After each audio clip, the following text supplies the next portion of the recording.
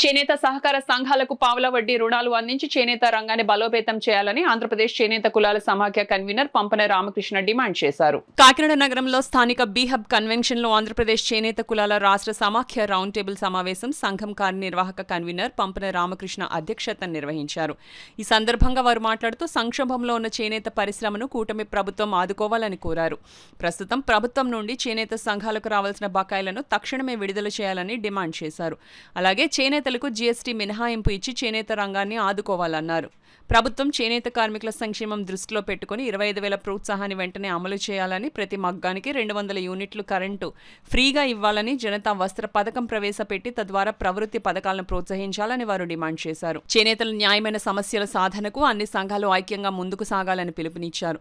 ఈ సమావేశంలో ఆవారు మల్లికార్జున, కర్రి రవి, సుబ్రహ్మణ్యం, శ్రీకృష్ణ, రామయ్య అధిక సంఖ్యలో చేనేత కార్మికులు పాల్గొన్నారు. ఈ యొక్క ప్రభుత్వాలు చేనేతను పూర్తిగా విస్మరించడం వల్ల చేనేత పూర్తిగా కాయిలా పడింది. చేనేత సహకార సంఘాలు అయితే పూర్తిగా నిర్వీర్యం అయిపోయిన అనేటువంటి విషయం అందరికీ కూడా తెలుసు. ఈ విషయం ఆప్కోను ప్రక్షాళన చేయాల్సిన అవసరం ఉంది. రాష్ట్రంలో ఆప్కో కనీసం ఒక 6-7 నెలల నుంచి ఇంతవరకు కూడా పీపీ తీసే పరిస్థితి లేవు. సంఘాల నుంచి తీసుకున్నటువంటి ప్రొడక్షన్ పేమెంట్ చేసినటువంటి పరిస్థితి 1-2 సంవత్సరాల కాలం నుంచి లేదు. మరి ఇవన్నీ కూడా రాష్ట్ర ప్రభుత్వం ఎన్నికల ముందు మేము వెంటనే పరిష్కారం చేస్తా ఉన్నారు. చేనేత సహకార సంఘాలకి వెంటనే రాగానే ఎలక్షన్ పెడతా ఉన్నారు. మొన్న ఈ మధ్యన 6 నెలల క్రితం మన మంత్రి గారు సరిత గారు విజయవాడలో చేనేత ప్రముఖులతో సమావేశం ఏర్పాటు చేసి చేనేత సహకార సంఘాలకు దసరా లోపుగా ఎన్నికలు నిర్వహిస్తాము, ఈ సంఘాలకు రావాల్సినటువంటి బకాయిలన్నీ కూడా సంపూర్ణంగా ఇస్తామని చెప్పేసి హామీ ఇచ్చారు. ఈ రోజు వరకు కూడా ఏమీ అమలు జరిగినటువంటి పరిస్థితులు లేవు.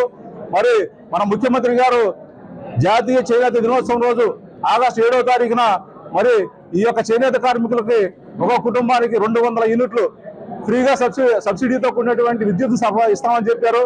అలాగే 25,000 రూపాయల మరి వీళ్ళకి నేతల నేస్తం ఇస్తామని చెప్పారు. మరి ఇవన్నీ కూడా ఇంతవరకు అమలు జరగలేదు.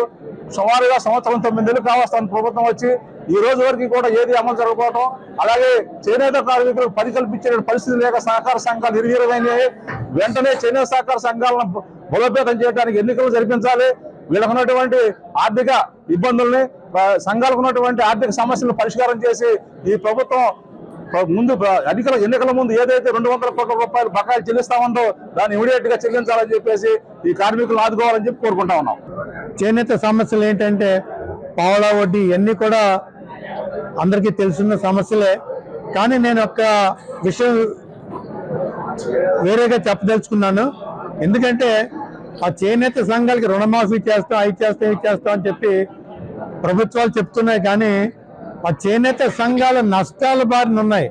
ఆ నష్టాలకి కారణం ఎవరండి? ఆ నష్టాలకి కారణం ప్రభుత్వాలే. అది ఏ ప్రభుత్వం అయినా కావచ్చండి. మా చేనేత సహకార సంఘాలు ఆప్కో కానీ ఏదైనా నష్టాల బారిన పట్టడానికి కారణం ఏంటంటే ప్రభుత్వాలు. ఏ ప్రభుత్వం అయినా, అది చంద్రబాబు ప్రభుత్వం అవచ్చండి, రాజశేఖర ప్రభుత్వం అవచ్చు, లేదంటే జగన్ ఎవరన్నా అవ్వచ్చండి. ఎందుకంటే చెప్తున్నాను, మాకు పావలా వడ్డీ రుణాలు బకాయిలు రావాలి, నేత బకాయిలు రావాలి, గిఫ్ట్ ఫండ్ రావాలి. ఇన్ని బకాయిలన్నీ కూడా మేము డిసిసి బ్యాంక్ నుంచి అప్పు తీసుకొచ్చి అప్పు ద్వారా మేము డిసిసి బ్యాంక్ వడ్డీలు కడుతున్నాం. కానీ మాకు రావాల్సిన బకాయిలు మాకు రావట్లేదు. దానివల్ల చేనేత సహకార సంఘాలు విపరీతమైన నష్టాల్లో కూరుకుపోయి పనిచేసే పరిస్థితి లేదని చెప్పేసి ఈ రోజున మీకు ఈ మీడియా ముఖంగా నేను తెలియజేస్తున్నాను. కాబట్టి మాకు ఏ ప్రభుత్వం అవనండి, ప్రస్తుతం కూటమి ప్రభుత్వం కాబట్టి కూటమి ప్రభుత్వం నేను వేడుకుంటున్నాను, మాకు రుణమాఫీతో పాటు మా సంఘాలకు ఉన్న నష్టాలని, ఆపుకోకుండా నష్టాలని కూడా భర్తీ చేసిన రోజునే మా సంఘాలు కానీ ఆప్కో కానీ ముందుకు వెళ్తాయని చెప్పేసి తెలియజేసుకుంటున్నాను. అదే విధంగా మీరు చేనేతను ఆదుకోండి. మేము చాలా విశ్వాసపాత్రులం, చేనేత కులం చాలా విశ్వాసపాత్రులం.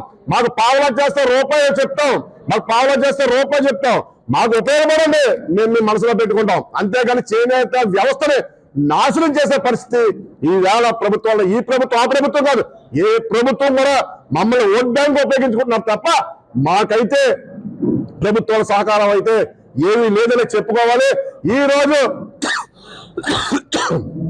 పార్టీలకు అతీతంగా ఈ సమావేశానికి వచ్చిన పెద్దలందరికీ పేరు పేరున ధన్యవాదాలు తెలియజేస్తూ రానున్న రోజుల్లో మరి ఈ కార్యక్రమాన్ని ముందుకు తీసుకెళ్లి మాకు జరిగే ఇబ్బందులన్నీ కూడా ప్రభుత్వం తీసుకెళ్తామని ఈ రోజు మరి ప్రెస్ నోట్ కూడా రిలీజ్ చేయడం జరిగింది. మాకు సుమారు ఇంచుమించు 11-12 మరి ప్రభుత్వాల దగ్గర మాకు రావాల్సినవి మాకు రావాల్సినవి మాకు ఇవ్వండి, మాకు రావాల్సినవి మాకు ఇస్తే కనీసం సొసైటీలో నడుస్తాయి. సొసైటీ నడిస్తే కార్మికుడు కడుపు నిండా అన్నం తింటాడని ఈ కార్యక్రమం ద్వారా తెలియజేస్తూ, అంతేకాదు మాకు రాను ముందు ప్రభుత్వంలో 24,000 రూపాయలు మరి వేతన నష్టం పెట్టింది. ఈ సంవత్సరం 25,000 రూపాయలు ఈ ప్రభుత్వం పెట్టింది. కానీ ప్రభుత్వం పెట్టింది ఇప్పటి వరకు కూడా 25,000 రూపాయలు కూడా మాకు అందలేదు. ఈ పాటికి 2 టర్మ్స్ పడాలి, 1 టర్మ్ కూడా పడలేదు. అలాగే చేనేత కార్మికుడు 200 యూనిట్లు ప్రతి మగ్గానికి ఉచితంగా ఇస్తా ఉన్నారు, జీవోలు ఇచ్చారు, ఇప్పటి వరకు కూడా అమలు పరచలేదు. దయచేసి ఇవన్నీ కూడా కోడి గురించి మా చేనేత కార్మికుల్లో ఇంకా సమస్యలు ఉన్నాయి.